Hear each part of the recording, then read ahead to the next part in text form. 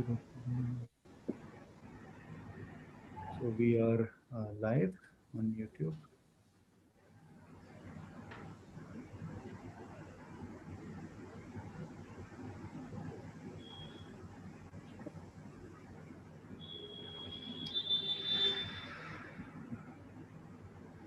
So we're live on YouTube, and I'm going to let people in to the webinar. People should be joining any minute.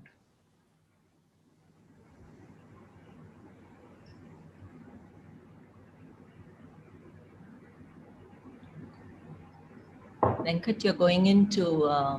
Sarita, you moved too far to your left again. Just be careful. You have a tendency to do this. Center.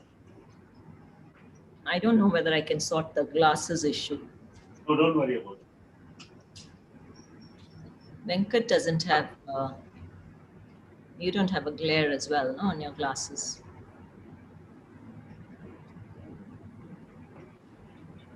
You're mute. Oh, I thought I did. Not sure. Anyway, maybe it's just the location of the light. Yeah, I have natural light here and all that. So Venkat, shall we begin? Let's just give it a minute. Yeah. I'm just going to get a glass of water. Back in 10 seconds. Sure, Suresh. Okay, so everyone who have signed in on YouTube and on Zoom, we will begin in a minute.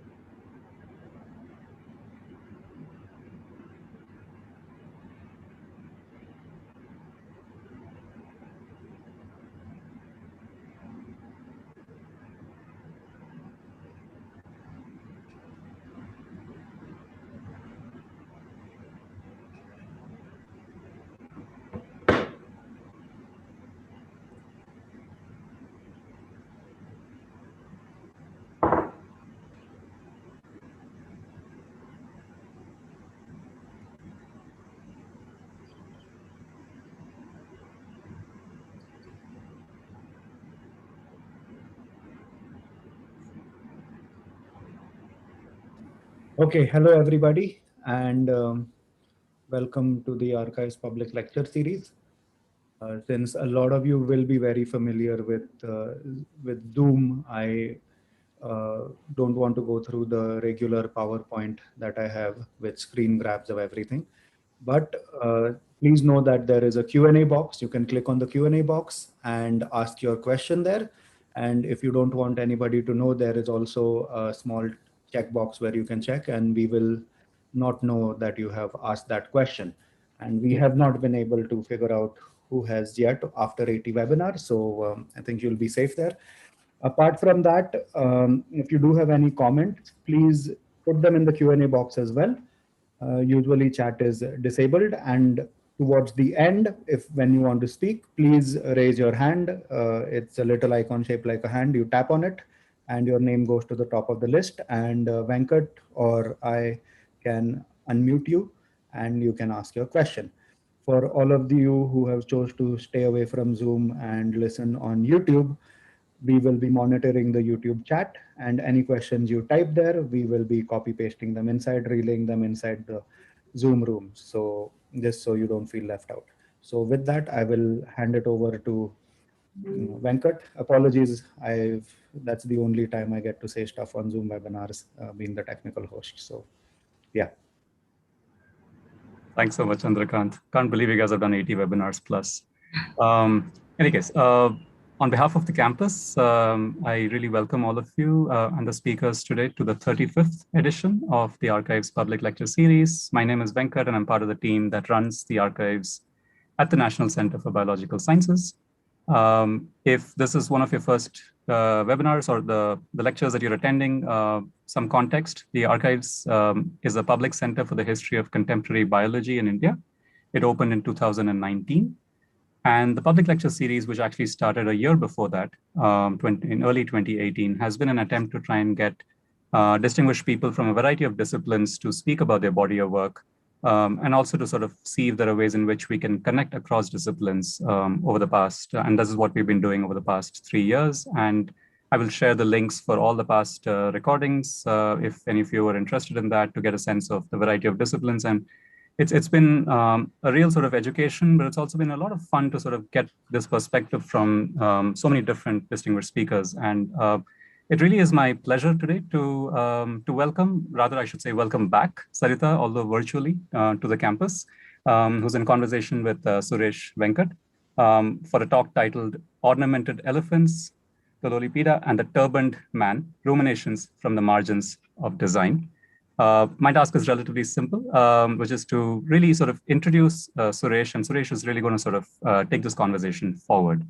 Now, many of you would know Suresh, of course, but for those of you who don't, Suresh Venkat is an editorial consultant, anchor, and an actor. He's a seasoned media professional with over 20 years of experience in lifestyle and business media. Previously, he's worked with CNBC TV 18, Star TV, and Titan Watches.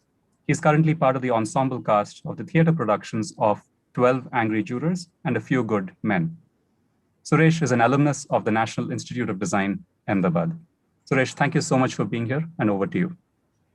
Thank you. And just for clarity, there are two Venkats in this conversation. My Venkat is my surname, and Venkat is his first name. Don't let that confuse you. There are two Venkats at play, and we'll tell you which Venkat is which at the appropriate point.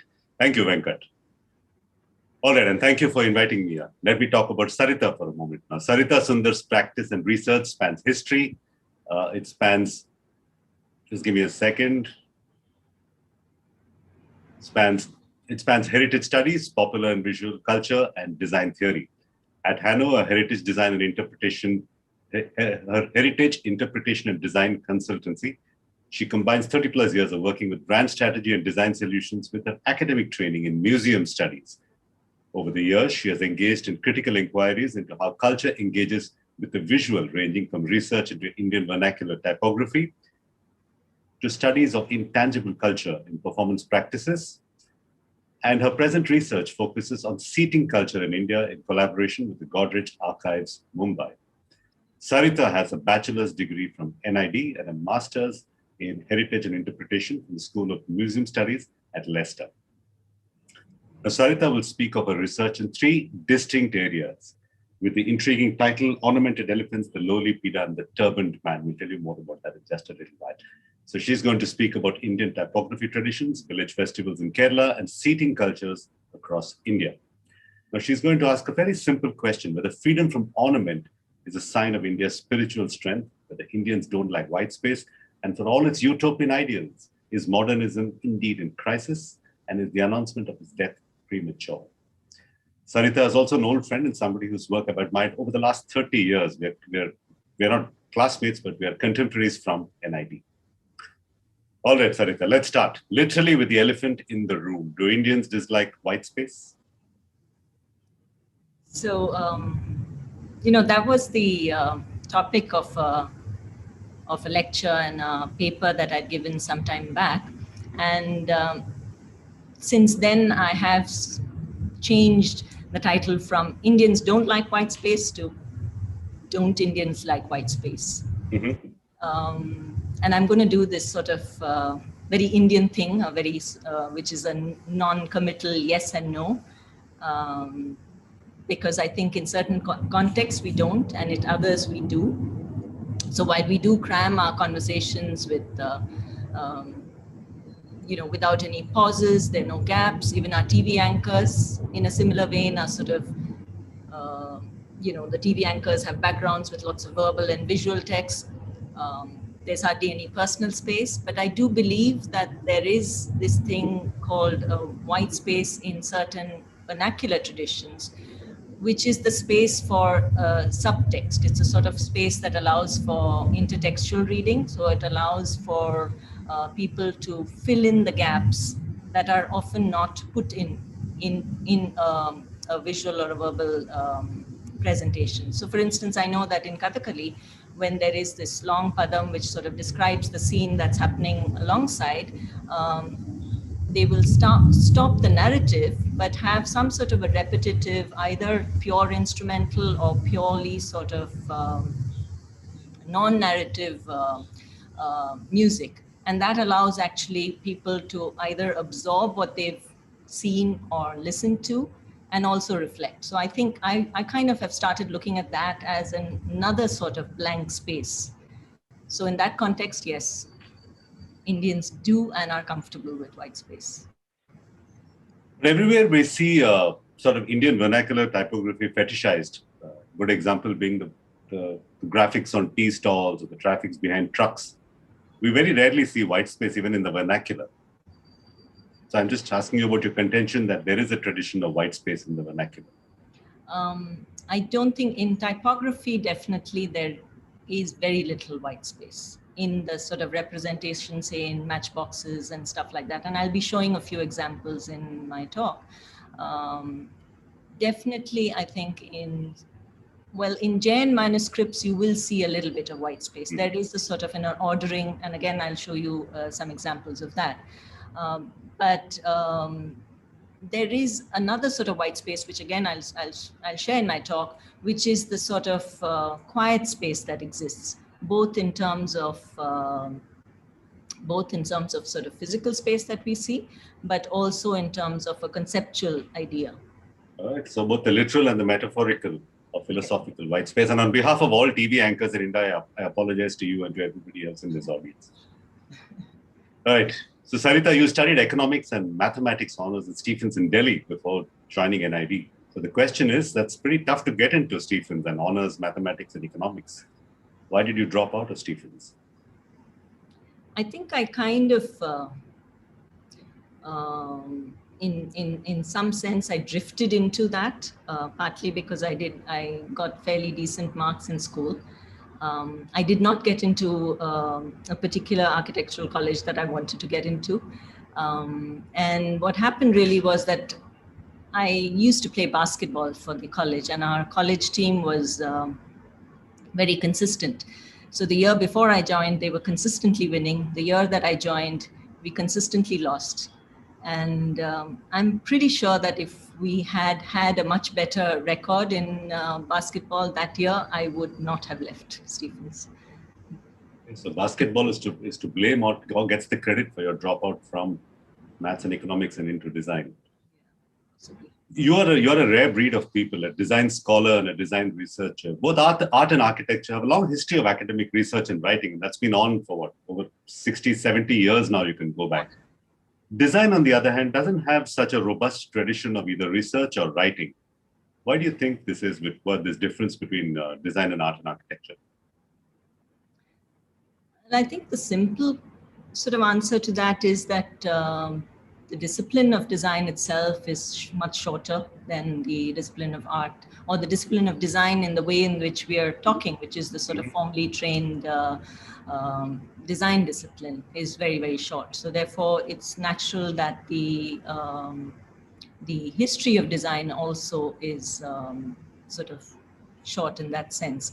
Our history in art and architecture goes back as long as our civilization does. What we've had, though, in the last 50, 60 years has been quite an extensive and wonderful documentation of the sort of crafts and design details that have happened. Mm-hmm. But what I believe a lot less is being done is a sort of a theoretical sort of framework for this discipline of design. And I think that's something that's lacking, maybe because there was a sort of, it's not mature enough, the discipline itself, or there is this presumption that design is more about doing and not so much. I mean, I'm not very sure why that should be so, but I think even worldwide, if you were sort of to compare, I'm sure that design history worldwide is a lot less or a less populated discipline than the art and the architecture. Wouldn't design and architecture be the same age roughly? I can imagine art being an older discipline. Design and architecture roughly have the same antecedents and the same point of origin? No, because we've had sort of the tradition of the Shilpa Shastra was something that was there, along with art, and art and architecture was sort of enmeshed in that sense, whether it's in temple traditions, and all that. So it was a very enmeshed tradition, which goes back as long as we've had physical sort of monumental sort of displays of our creativity. Sarita, your work spans many genres. You've written about flaneuring, by the way, one of my favorite words of all time, around Kochi. And for those of you who don't know what flaneuring means, it means walking around, strutting around in style, studying village object systems, contemplating the philosophical underpinnings of chairs, studying white space. Your work spans quite a large range of genres. Can we get a sense of your recent work? Can you give us an overview of what you've been working on what you are working on? Like what you said earlier, my present work is to do with looking at seating cultures in India. And that's along with the Godrej Archives in Bombay. It's in collaboration with them. And what we are planning to do, and it's been a sort of about 5 years since we've been involved in this. And ultimately, along with my consultancy, Hano, we are hoping to bring out a book and a digital exhibition. Definitely, I'm not sure whether a physical one will happen or not, but we plan, it has about 10 critical essays, which are thematic, but also a listing of about 100 odd iconic seats and looking at them in their cultural context. So everyday seats, from the plastic seat to seats from modernism down to vernacular seats, and also the postmodern sort of the post seats in India. Okay, I'm going to ask you more about seats and why many designers are obsessed with designing one more seat. But let's see your work first. Let's see a little bit about the work that you've been doing. Okay, so I'll sort of plunge into the presentation now, right? Yeah. Okay. Do let me know if you can or can't see. Yeah. I'll let you know as soon as it appears. Yeah, your screen is on. I can see your screen. You can go ahead.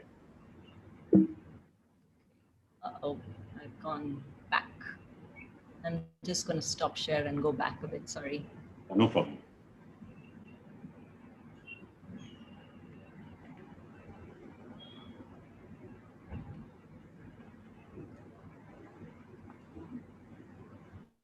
Yeah, can you see it now? Yes, we can. Confirmed.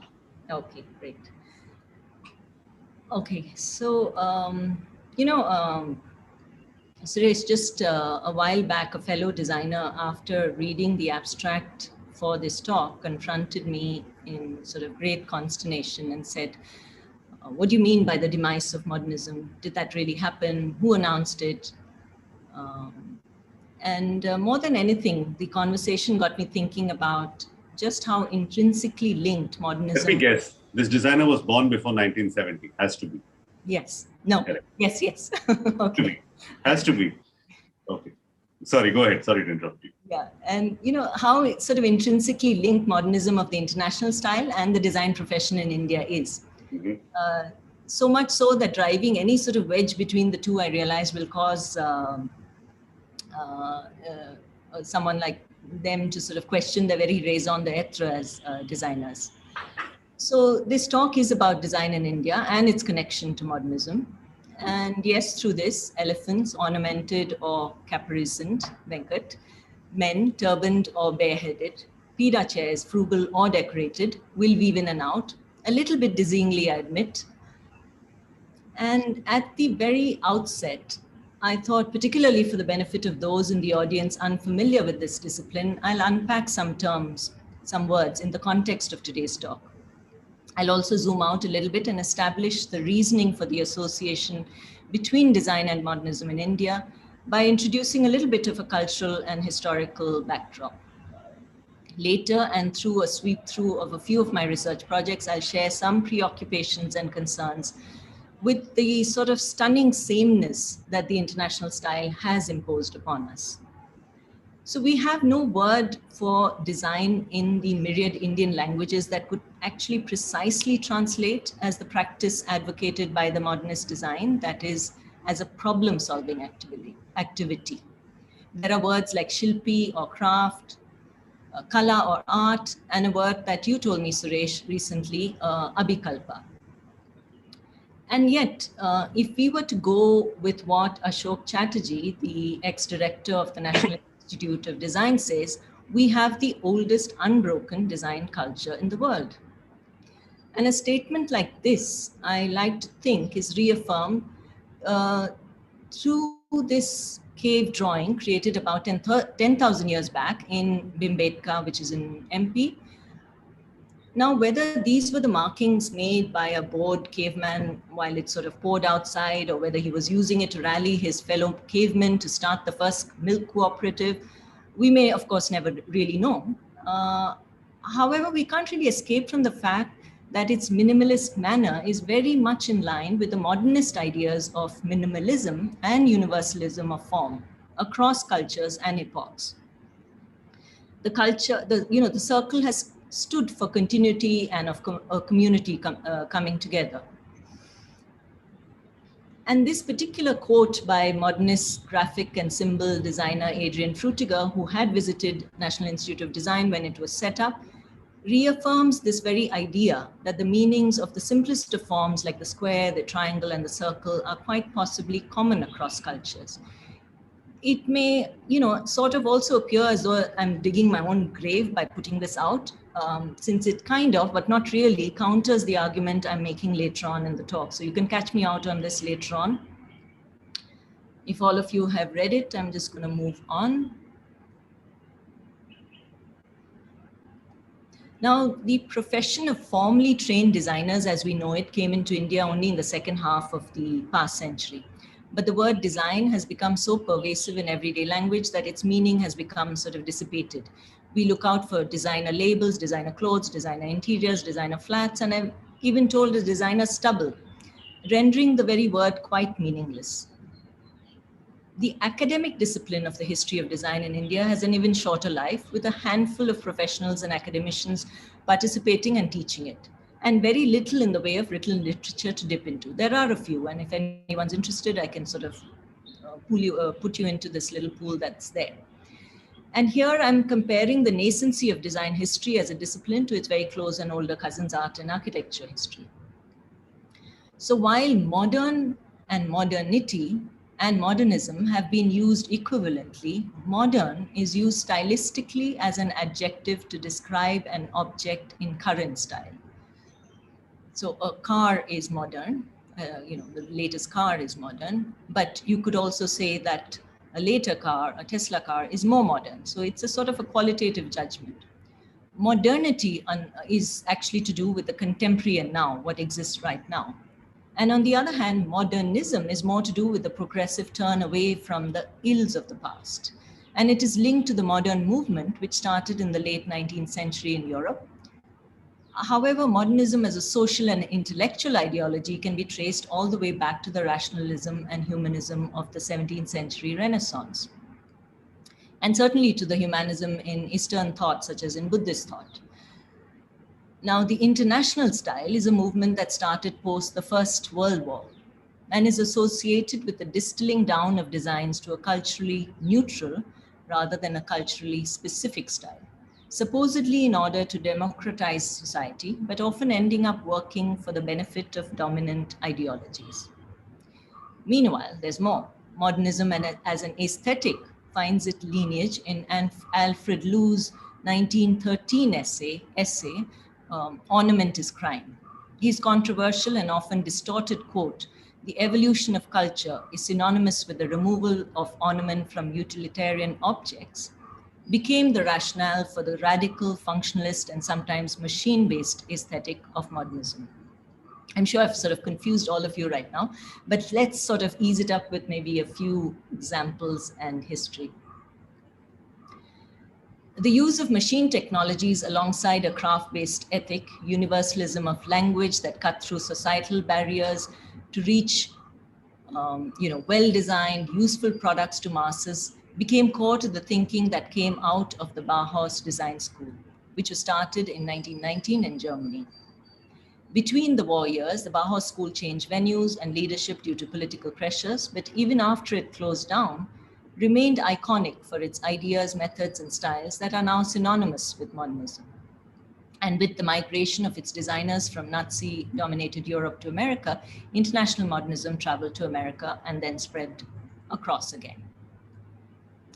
So while modernism during the interwar period was fueled by an interest in craft, and very few people sort of remember this as much, and a curiosity for non-Western art, Bauhaus particularly had an interest in Indian art, and this quote on the left is from Walter Gropius, who founded the Bauhaus during the inaugural address of the Bauhaus. So via the international style, the movement had distilled down by the 1950s or so to a culturally neutral minimalist solutions, holding on to a socialist or at least a moral stance in certain contexts. Meanwhile, back in India, Tagore saw an affinity in the Bauhausian appreciation of craftsmanship and the Indian tradition. He did, however, perceive intrinsic problems with Western modernism that link progress to materialism and a skewed emphasis on technology. Tagore also did distance himself from any of these sort of radical and binary viewpoints. You know, at one end, the complete modernization in a Western sense, and on the other, a sort of a complete rejection of the West on the other side. He actually says, modernism is not in the dress of Europeans or in the square houses with flat, straight wall surfaces, pierced with parallel lines of windows. Certainly, modernism is not in their ladies' bonnets. These are not modern, but merely European. The first monumental expression of international modernism in India, as most of you would know, is the creation of the Chandigarh city, with Le Corbusier, the French architect, being invited to create the city in the 1950s, and his cousin Pierre Jeanneret coming in to make furniture that today is doing the rounds of auction houses as modernist icons. Nehru referred to the new city as being unfettered by the past and an expression of the nation's faith in the future. And I've sort of put these two quotes side by side because, you know, while this sort of back and forth rhetoric was flying, well, sort of back and forth, modernism did make entry and headway in India in response to and guided by a state-driven response that called out for a modernity built on a global outlook, but grounded in an Indian foundation to create a self-sufficient nation. Now, an exhibition at the MoMA, the Metropolitan Museum of Art in New York in 1955 on the decorative arts of India, brought together diverse individuals with varied interests in India. It was here that the American designers Charles and Ray Eames came into contact with the earlier patrons of design, and along with a host of Western architects and designers, came to participate in fashioning a progressive Indian modernism. In 1958, the Eames toured India for about 3 months, talked to people across different fields before laying out recommendations in the India report. The gentle directive of the Eames report, with its quotations from the Bhagavad Gita to look for design inspiration from everyday Indian objects such as the lota, became the foundation on which the National Institute of Design based its philosophy of learning by doing. Early emissaries of design did not always have it easy, actually, to reconcile at the one hand the wave of Western modernism that was sweeping in, and alongside a sort of a post-colonial examination of traditional knowledge systems, as was sort of recommended. So therefore, not really all the recommendations in Eames' report were followed through. Nonetheless, the stage was set and a centralized ideology of modernism had a virtual sort of tabula rasa to work its way into the narrative of a newly independent nation. The rhetoric of, and I'm quoting from a Tata advertisement here, the rhetoric of the emergence of modern India from the quagmire of her medievalism, as well as from the aftermath of a prolonged colonial rule, facilitated the entry of a generic global modernity. And if there was a prize for the most misused design cliche, a firm favorite, I'm sure, would be the 1896 one by American architect Louis Sullivan, Form Follows Function, with less is more coming a close second. This talk, as I sort of spoke about earlier, is really an extension of a paper I'd written a few years back, which was called Indians Don't Like White Space. Now, while in graphic design parlance, white space is taken for the blank, unused space between text and images in a layout, I have expanded its meaning to a wider context as a space between things, the pauses, the quiet spaces, the empty and blank spaces that allow for reflection, or for the subtext that exists in the non-verbal moments in a folk performance, as an example. In the style of international modernism, it was progressive. It was to use singular, distilled, clean layouts with dynamic white space to direct the eye towards a cohesive block of text, balanced and positioned on a page to aid legibility. I juxtapose here one of the European master's work, Armin Hoffman, who also came to NID to teach, alongside the work of an iconic design agency in India called the Ray and Keshwan, which sort of exemplifies what white space is and what it can do. This influence of modernism and white space was felt in many other places. Yes, those that sold toothpaste and cars, as Noam Chomsky would have us says, but also political campaigns. And these set of sort of campaigns, I have the collection of the whole lot of them from 1984, done by the agency Rediffusion, who are known for their text-based concepts and these were done for Rajiv Gandhi's election campaign, uses a sort of written and visual language that was then understood to be modern and progressive and a move from an older idea of India. What I sort of wonder is that there was very little questioning at that point whether these so-called objective layouts were an anachronism against existing vernacular norms in typography that celebrated the particular, the dense, and the layered. Such as these examples of a Panchang calendar on the right, which uses a specific symbolic language far from universal, requiring an understanding of an age-old set of cultural and visual codes, an insider's knowledge. You need to know where things are on that sort of calendar. Or, for instance, these expressions on the street or in other popular culture. Or even in Satyajit Ray's brilliant book covers, which really, I'm not able to sort of place these or sort of put them into any sort of norms that can be labeled. My concern really is, did these questions ever arise when people who queue up like this came to teach a bunch of people who queue up like this? But, jokes apart, the question of whether there is an Indian way of thinking has been debated across disciplines, whether it affects not only thought, but also action and representation. A.K. Ramanujan talks of inconsistency as characteristic of Indianness and a comfortable coexistence in difference. He illustrates this with an Irish riddle about whether trousers are singular or plural. The answer to which he says is that they are plural at the bottom and singular at the top. This being an example that he used to illustrate the comfort in non-singular narratives in Indian traditions. This inconsistency that he refers to is less, I believe, about ambiguity and more an acceptance of multiplicity and dialogue. What follows as a corollary is that to essentialize and to minimize to a singular concept, narrative or visual, devoid of the larger horizon or context, is anathema to the concept of Indianness. Depicted on a frieze in Mahabalipuram is a relief sculpture over which art historians have debated for decades.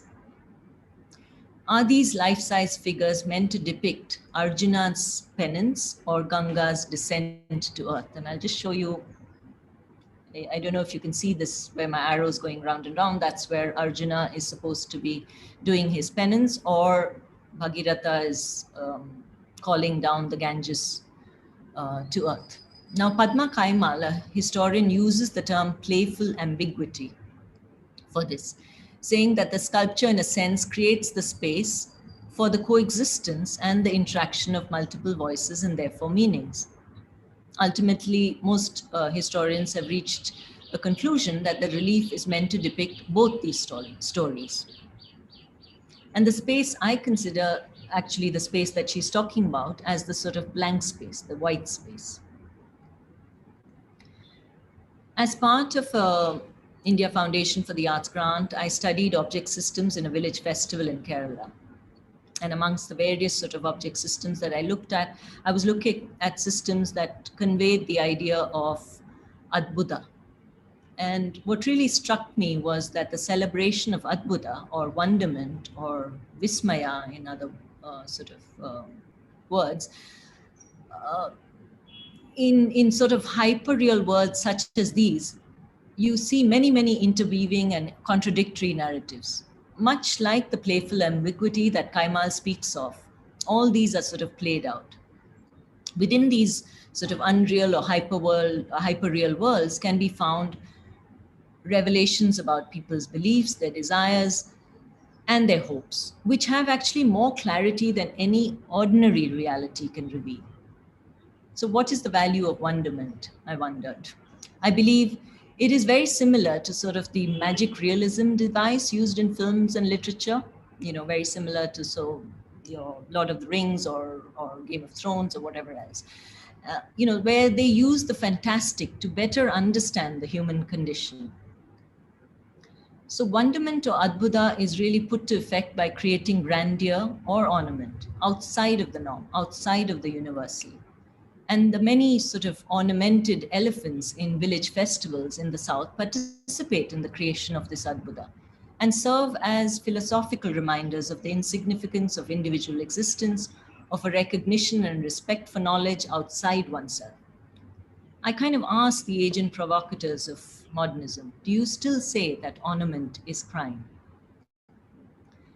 And in my project, where I've been exploring Indian ways of sitting, along with the archives at Godrej, I wonder about the Adbhuta that is embedded in the ornament of this Pida chair. Pida chair is a sort of a low seat. I wonder about the fantastic narratives that are carved into this backrest.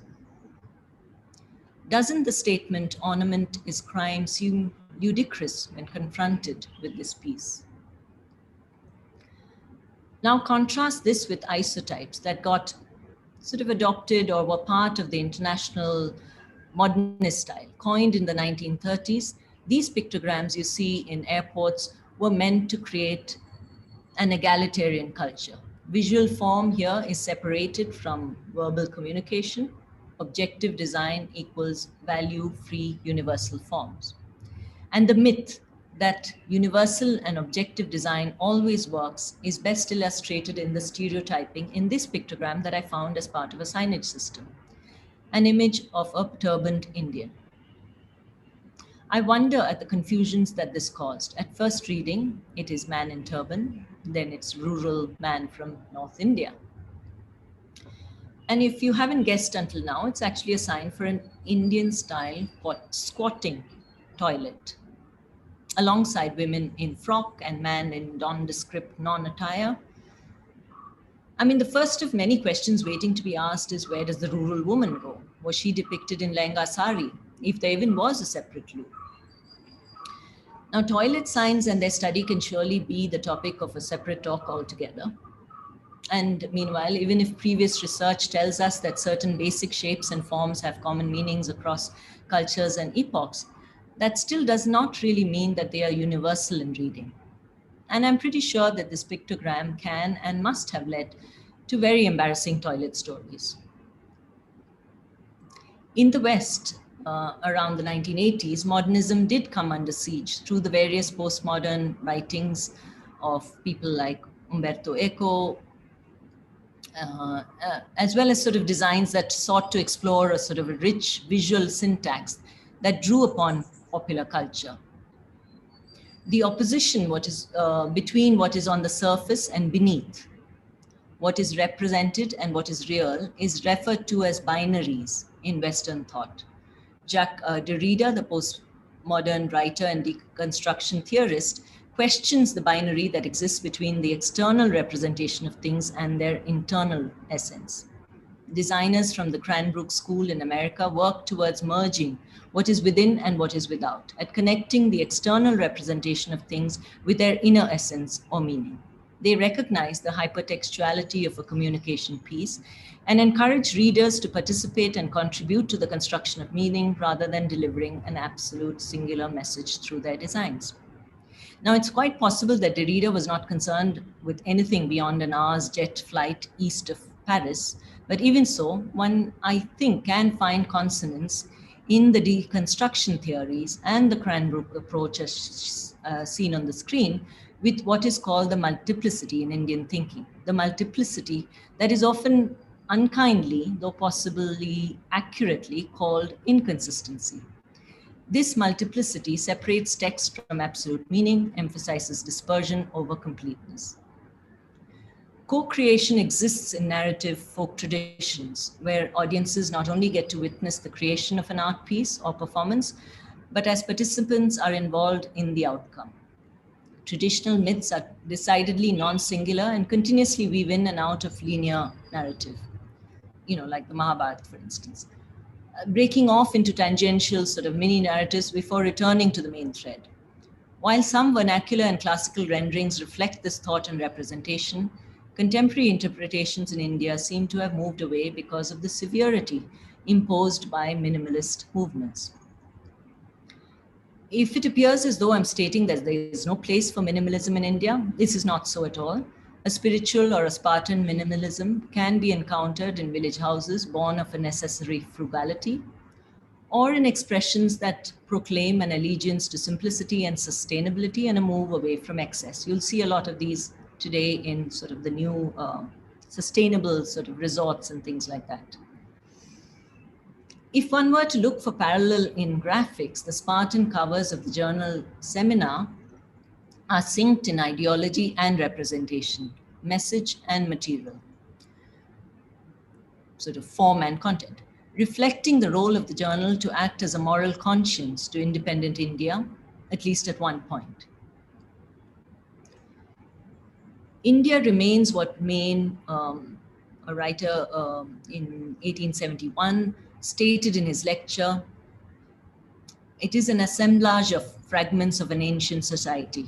Today, these fragments from ancient society coexist alongside modern day fragments, a sort of postmodern world of sorts, where the traditional and the contemporary combine into a performed text in a state of perpetual incompleteness and permanent unresolvedness.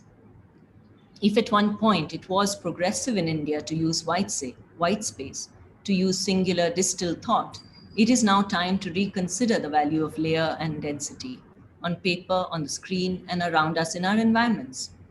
Maybe it's time to embrace Buddha, the ornamented elephants, decorated Pidas, and recognize that embracing it would be as much a celebration of the fantastic as a comfort in the multiplicity of thought. Ultimately, I would think that it's time that we look at our own forms of minimalism and not resort to reductivism when we render our turbaned men. No, thank you very much. That's all I have. Maybe if you've got some questions, Suresh, or the rest of the audience. Yes, indeed. I have many questions. That was quite the tour de force. It was a nice half an hour journey through the world and the history of design. Let me start with something that you mentioned just before your talk started. Why is design seen as a practitioner's art of things that we do, whereas art and architecture are seen as realms for practitioners, for researchers, for theorists, for all sorts of people? I do think that somewhere along the way, and I know that, of course, in both the Bauhaus tradition as well as the Eames report, so formal design tradition or formal design training had a lot to do with learning by doing. So it was about getting your hands dirty. And I think that's true of any sort of profession. It's worthwhile that one does get one's hand dirty before one even starts theorizing. But even so, I think the idea of sort of theoretical frameworks in design sort of the history of design discipline has been lacking. Mm-hmm. I don't know how much of it is there in architecture in terms Mm-hmm. of within their training itself. Even in art, actually, it's not there, but maybe, for instance, I mean, we had courses in art history. We didn't have much in the way of design history. Today, art colleges do have art history. Mm-hmm. I'm not saying that it's sort of necessary for everybody to sort of theorize and in a lot of ways, too much of theory can get into the way of, the impulse or the sort of the intuitive impulse or the response that is there, which most sort of designers say come to them in the middle of the night, it just sort of bursts upon them.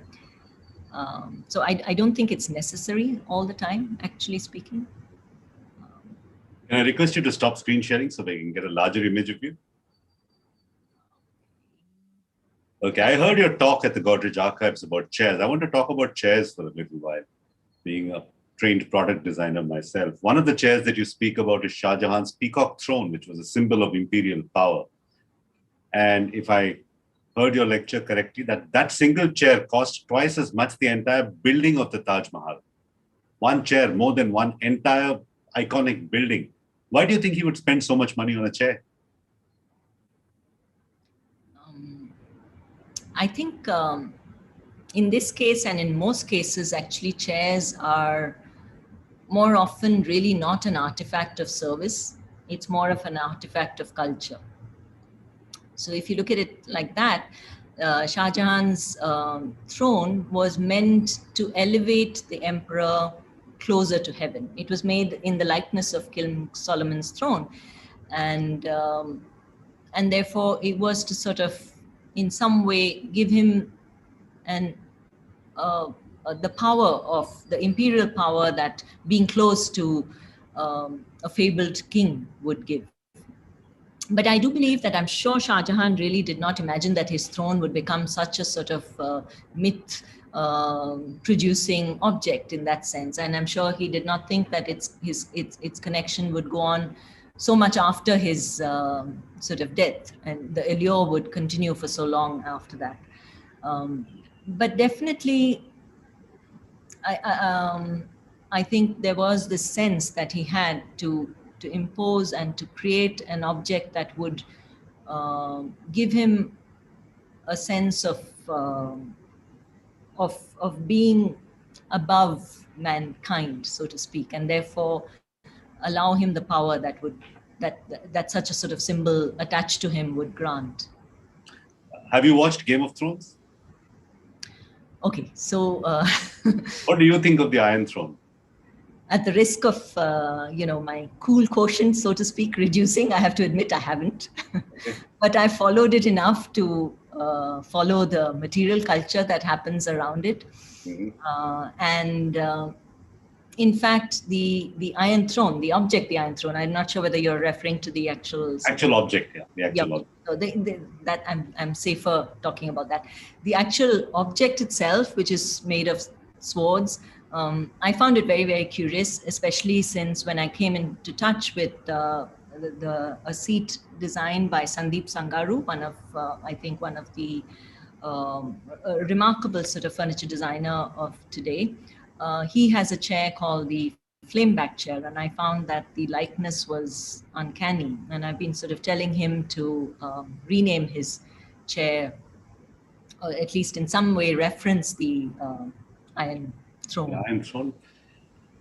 Even today in contemporary political discourse and everyday discourse, we speak of chairs as a metaphor for power. The chief minister's chair or the prime minister's chair, or he will do anything for the love of the chair.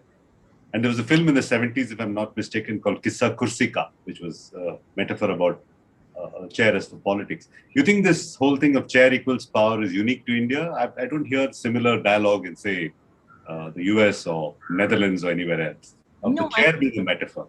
No, definitely it's there. I mean, the seat of power is something that's very much part of a global sort of parlance or global speak. But I think in India, we are a nation which has sort of thrived, or unfortunately, there is so much sort of hierarchy. And therefore, any sort of framework or structure that enables or engenders that sort of hierarchy, such as the use of language, because I think language itself sort of helps to perpetuate any sort of ideology as well. So therefore, both the use of the word as well as the seats, as also the way in which hierarchy is determined, whether in sort of, well, corporate spaces much less so, but definitely in bureaucracy, bureaucratic spaces, in political sort of environments and things like that. In fact, during Shivaji Jayanti, which happens, I think, February 19th or so, they use Shivaji's throne. Shivaji's throne is used by communities to sort of adopt a little bit of the value of the throne, or absorb a little bit of the value of the throne into their political rhetoric as well. So, I was speaking to Rekha Menon. She's the CEO of Accenture, yeah. And her designation reads chairman. Yeah. And I said, why not chairwoman or chairperson? Yeah. And she said, because there is no official government recognition of either of those two terms. The word chairperson and chairwoman are portmanteau terms that we have come up with. But in government parlance, there's no such thing as chairperson of the board or chairwoman of the board. If you need to be chairman of the board in order to be recognized as the head of a board in India still. Right? So there is gender politics when it comes to chairs as well. Sure. But what about globally? I mean, globally, I think many other countries have chairperson and chairwoman. Both are recognized. Yeah. I would suspect European traditions will be a little more progressive and they would have it. In America, for instance, maternity leave, if I'm not mistaken, is still called disability leave.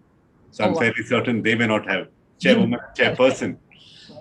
But once upon a time, if you remember Design magazine in the 80s and 90s, every designer of repute to announce her or his arrival had to design a chair. Philip Stark designed the Louis Ghost chair, which is an icon. Frank Gehry designed a cardboard chair. Every architect, every designer had to design a chair. That was almost like a signature thing. Why do you think all these designers chose particularly a chair? Not a pen, not a lamp, but a chair? I mean, this is something, I think the world has got enough chairs, good or bad. So I wonder why it is that industrial designers still want to sort of design that one chair. And again, since we do have chairs that are either comfortable as the other or as uncomfortable as the other, I do think it is because the chair has become an artifact of culture much more than an artifact of service. But the bottom line really is, however comfortable a chair the next designer comes up with, we should be getting up and not sitting on our chairs as much as we do. But the other thing I think also is that the chair is very much like that perfect theorem that scientists or mathematicians have that should be solved with beauty and economy and panache, and I think that's the sort of equivalence I can sort of find. So if a designer makes that original chair, his reputation is made not just for decades, but for instance for the Mies van der Rohe chair, the MR series, for nearly a century. Yeah. So seems to be something about that. Something about a chair. Let's talk about the anti-chair. Gandhi sitting on the floor. What do you think that singular act did to Indo-British or Indo-European relations?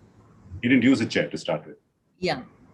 So Gandhi sat on a baitak when he would receive anybody, and even his European visitors, possibly in suits, had to sit very uncomfortably. So a baitak is best suited for someone who's wearing loose clothes and not, say, a suit and anything that's sort of tight around the hips and legs.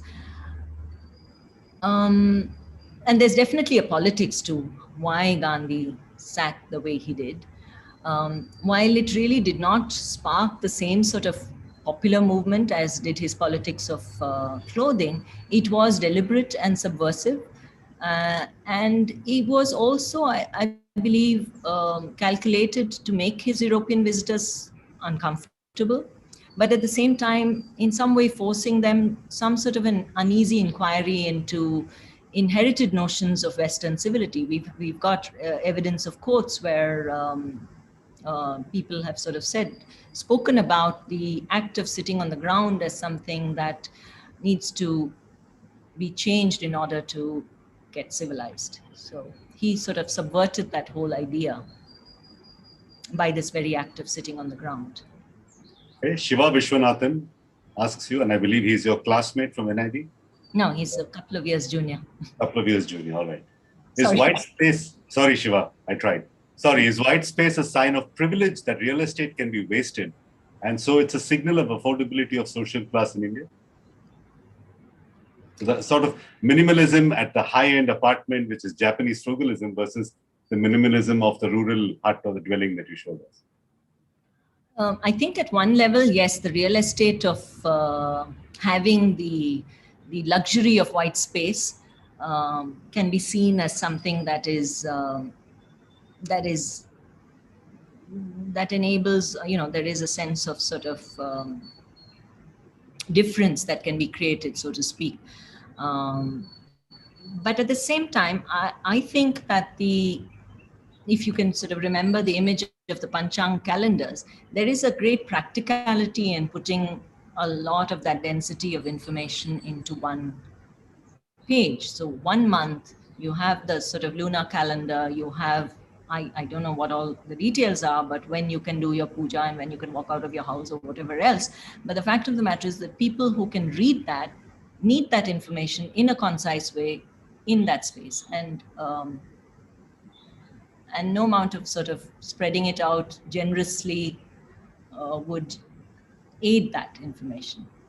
I don't know, Shiva, if that answers what you're saying. But please counter me. All right. So Sarita, for want of a better word, you worked both as a capitalist designer when you worked at Ray and Keshwan and Trapezium afterwards, where you worked for clients, you worked on commercial projects and spectacular work, if I may add. And you've also done work which is sort of semi-commercial or non-commercial kind of research work that you're doing right now. In this context, I want to ask you what Arvind Lodaya is asking. Can one crudely separate design from art as commercial versus symbolic? And if so, where do the two, commerce and symbolism, come together? In your work at Ray and Keshwan, for instance, how do commerce and symbolism come together? What do you mean by symbolism here? I mean, I'm using white space as a symbolic representation, using graphics, using text as symbols, versus them for a commercial purpose, to in order to sell or to communicate. The artistic component of what you did as a designer versus the functional component of what you did, or the commercial component of what the client wanted. But I think they're very, very connected, and one does have to marry the two. I mean, when you are working on a commercial sort of project and the intention is to create something, we did work with abstraction, we did work with symbologies, we did draw, and we do, and people do draw on things that are from history, from the past, from the vernacular, wherever else. I do think, and I don't know whether I'm sort of going to be going off on a tangent on this answer, but I do think that when we do adopt things that are from the vernacular, from the past, we must do it, I believe, with a deliberation and not innocently. So there is a sort of a deliberate irony or a deliberate metaphor that's in use, rather than doing it innocently. I mean, as a sort of a negative word, really, in the sense you're blindly taking truck graphics and putting it onto something that .com startup logos. On startup logos, just to say that you're Indian, and that has happened in situations. I'm sure I didn't answer that question at all. We'll get back to it. There's a more complex question that Arvind has asked, and I'm going to get back to that a little later. Let's talk about the next aspect of the work that you talked about, the ritual practices like Puran Thira that you talked about. These were mainstream rituals. This is what people attended for both religion and for entertainment. And, similar to what we see classical dance today, was at one point of time mainstream dance. So it's equivalent to what I'm guessing item songs are in today's movies. That would have been classical dances at one point in time. But these sort of rituals, like the village festival, are seen as fragile traditions that need to be protected and maintained. Is that a good thing? Should they be allowed to either die or evolve, or should they be protected like the way they are? One is, I think that we should all be very, very careful when we use the word allow. There is this sort of, it is a remnant of a colonial sort of hang-up or presumption that or there is a we and a them, that sort of, that itself, I think, is something that we have to sort of be very sensitive about. And it's presumptuous that anyone outside of a community can presume to allow or disallow a community's evolution or not. But saying so, that what I have found is that the community that I worked with have evolved their tradition. They have moved from what is called anushtanam, which is ritual, to kala. So they've moved from ritual to art. And if earlier they got angikarnam, which means angikarnam means not the blessing, but the acceptance or the I don't know how to completely translate it, but if they got the sort of the acceptance from the goddess, today they get it from the people, right? So the minute that you are doing something not for the goddess or not for a ritual, you're doing it for people, the art form will evolve. So for instance, the Podantara dancers today have they've become more acrobatic. They've become, they yes, have for practical reasons use materials that are more easy to find and things like that. So, and there has been a sort of natural evolution. Definitely it's not the same as it was, but why not? And they're getting, because people are enjoying it, as you say, there is much more sort of economic stability because of it. All of us visit temples, festivals, Diwali. I do an annual temple trip with my parents and now with my father. How should one develop a critical eye to see these cultural expressions? Like you just pointed out, the word allow that I used comes from a sort of imperialist, paternalistic view that we are somebody to allow or disallow. How should we develop an eye to see these critical cultural expressions? Again, I don't know whether it's something that one can sort of develop, but I do know, at least in my case, what's happened is that I've always been a sort of an insider-outsider when I've attended these events. And because of being an insider-outsider, there is that there is a sense of disquietude, a sort of a discomfort of sorts that happens. And I think as in art or in anything, a certain amount of sort of disquietude enables the best critical sort of thinking. In a sense, I suppose, like what Proust says, Marcel Proust says, a sort of if one could encourage a passionate sort of preoccupation with the universal elements in things that are trivial, sort of look at the trivial and try and find the patterns universally. All right. Arvind Lode, if you're listening, would you like to ask your question? We are happy to bring you into this conversation. If you could just click the raise hand icon, we will bring you into the conversation. Arvind's questions are coming through YouTube. So Arvind, unfortunately, wouldn't be able to do that on the Zoom platform. All right. Understood. Okay. Yeah, but there's a whole bunch of them on the Q&A platform. If you would like to call on someone, we can enable that. All right. Sharda Natarajan, would you like to ask Sarita your question? If we can bump you up to panelist, we can have you ask your question verbally if you'd like to. Sharda should be able to. If I would prefer it's just read out, please. All right. Thank you, Sharda. Sharda says, can you elaborate on your experience of the Indian variant of the privilege that places the designer in a hierarchical location above the maker or the makers? Nice, interesting metaphor for Shah Jahan's throne. Our designer is sitting on this throne, and we are in a hierarchy. We are aesthetically and philosophically above the people who make things. I think, again, I believe that happened partly because, at least in the design profession, and this is a question, this is an issue that's been raised not just by me, by a lot of people, that if, for instance, the vernacular craftsmen were given as much of a role in designing the design curriculum as we had Western sort of educators, I think things would have changed. And Tagore actually in the Vishwa Bharati and in Kala Bhavan and also in Shantiniketan, one of the things that he wanted to introduce, and he did introduce, was a sort of an equal relationship between craftsmen, artists, and a sort of a common space of doing, where there was very, very little hierarchy, from what I understand. I haven't read enough, but at least that was the intention.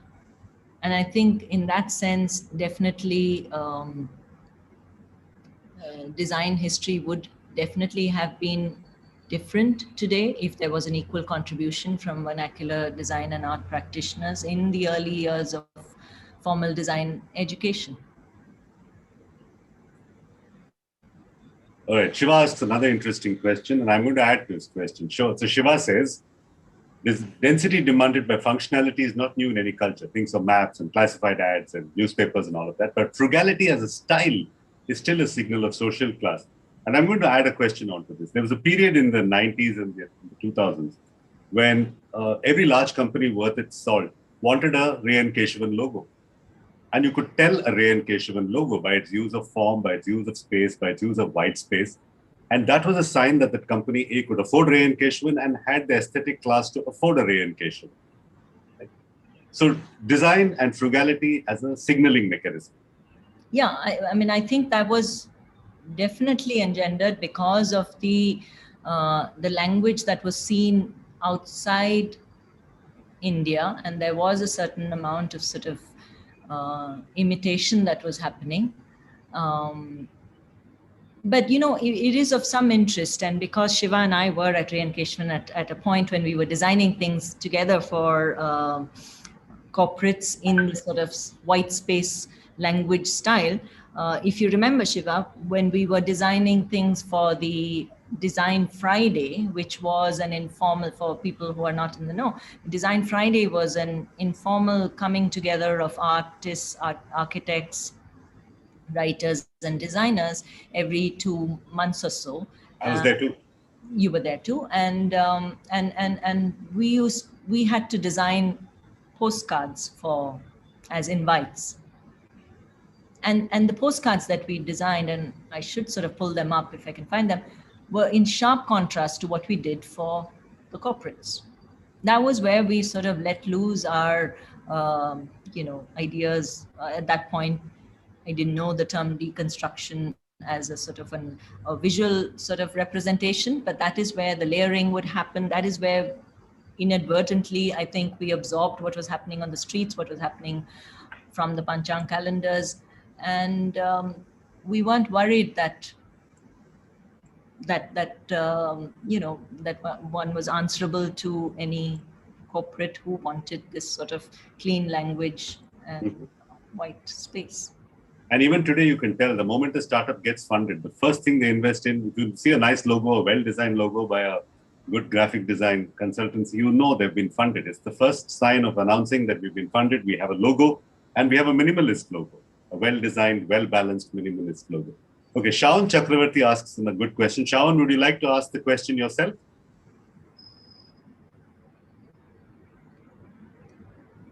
Yeah, sure. Can you hear me? Yeah, go ahead.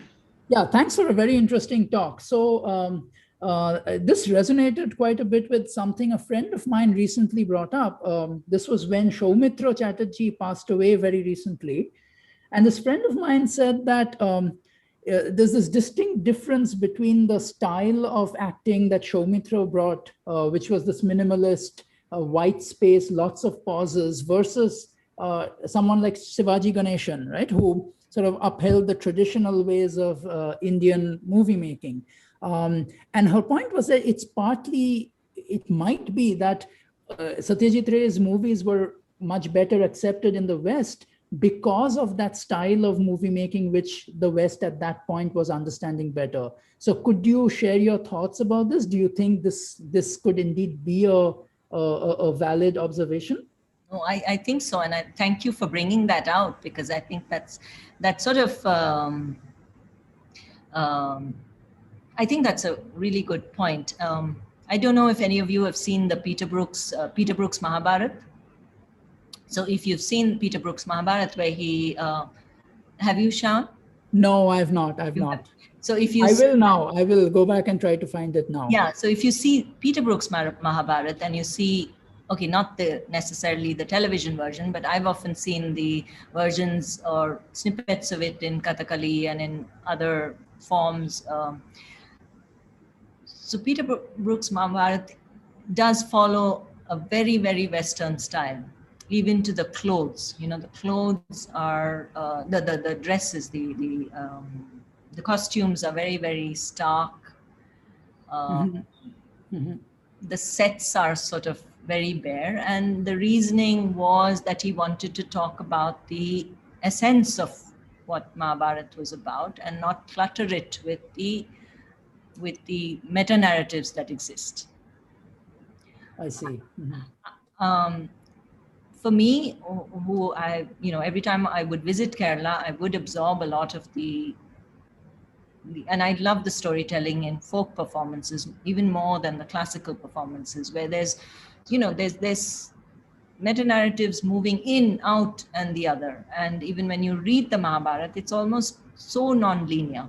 I found the Peter Brooks Mahabharata it was like a different piece. It was a different story altogether. But I can understand that it was easier for a Westerner to absorb, because it was, one, a lot more linear, and two, definitely stylistically, both in terms of sort of the dialogue delivery, and the visual sort of use of minimalism in attire as well as in backdrops, was more comfortable for a Western audience. I mean, even today, when you talk to Westerners, it sounds such a cliche, but we talk much too fast, and we don't pause as much. It is a cliche. So that's because we grew up in crowded schools and crowded families, and if you didn't say what you had to say quickly, you'd lose your turn and somebody else would take center stage. Yeah. And all our school and family setting the sort of competitive talking arena. Yeah. We had to speak quickly and say something funny. Yeah. So we packed in as many ideas when we got our turn to speak. Yeah. All right. I know we have about 3 minutes left. Venkat, do we have your indulgence to go on for another 10? You absolutely do. Yeah, this is fascinating. Yeah. Thank you. All right. So if the audience doesn't feel overwhelmed and doesn't want to drop off, we will go on for another 10 to 12, 15 minutes more. All right, Sarita, back to questions. Let's talk about modernism a little bit. You know, in Ayn Rand's book, Fountainhead, one of the first jobs Howard Roark gets, he works for this architect. I forget the architect's name. He's got one Greco-Roman stylist, one Spanish hacienda stylist, one American neoclass revival stylist, but he also needs one modernist, because some client might ask for a clean line building, right? And that's one of the first jobs where he gets, where he can actually do his vision of architecture. He says, he's my modernist. Howard Roark is my modernist. Okay. So that sort of underpins modernism as a philosophy, sort of Bauhausian philosophy, versus modernism as a style. Right? Today, you can have a really posh building with gold-plated exteriors with highly modernist and minimal interiors. How do you distinguish between these two, modernism as a philosophy and modernism as a style? Firstly, I think there's modernism and modernism and modernism, right? There is, what Tagore was, there is some very, very good writing about how Tagore's modernism, which is a sort of, I think it's called the critical modernism or regional modernism, wherein you are looking, I mean, it's more to do with the ideology of modernism, which is the humanism, the rational aspect of it, and much less to do with the aesthetic value of modernism. So I think modernism as something that helps functionally to create objects or services for masses, well-designed objects for masses, is an ideology which is worth sort of achieving or looking for. Mhm. It is unfortunate that the aesthetic style of modernism has sort of taken over and is viewed much more as symbolic of sort of modernism. And the other thing is, I think the idea of the other ideology of modernism, which if you go back to its roots in the Renaissance period, or even with Buddhist philosophy, which is sort of talking about humanism at the center, or even sort of the removal of man as the center of everything, Mhm. which then sort of moves towards the idea of sort of sustainability and man's role in the world and things like that, responsibilities like that. That is another sort of modernism that, in fact, one of the chapters in the book that I'm writing on seats talks about this in the context of MP Ranjan, who, for those who don't know, was a professor of furniture design, but truly believed in bringing ideas, these very sort of functional ideas of modernism to communities, and looked at it at a system level, rather than, so for instance, the chair that he designed for a Northeast sort of project using bamboo is more sort of symbolic, actually, of the idea of the ideology of modernism, more than the style of modernism. All right. So one of the strong forces in the kind of modernist tradition that we see in India was Nehru himself, a modern politician, a modern thinking politician, sort of Tagorean idea of modernism. And on his invitation, They're really not the same. I mean, there was this sort of back and forth and forth. between the two themselves, True, because Nehru did invite a lot of European masters to come to India. Yeah. The Eameses to Louis Kahn to Le Corbusier, and then Armin Hoffman and the next generation of modernist designers. You think if all those people hadn't come to India and Nehru hadn't had this vision of modern India, India would still have a kind of modernism, albeit a very different kind of modernism? I think it would have been a very different one, and I do wish What would it have looked like, that modernism? I feel a little bit more of Shanti Niketan, or that sort of thing would have changed it. Also modernism at that point was very, very linked with nationalism. Again, something that Tagore was sort of not so much for. I mean, he spoke against the need for a sort of unified nationalism itself, in the same way that he spoke about the need for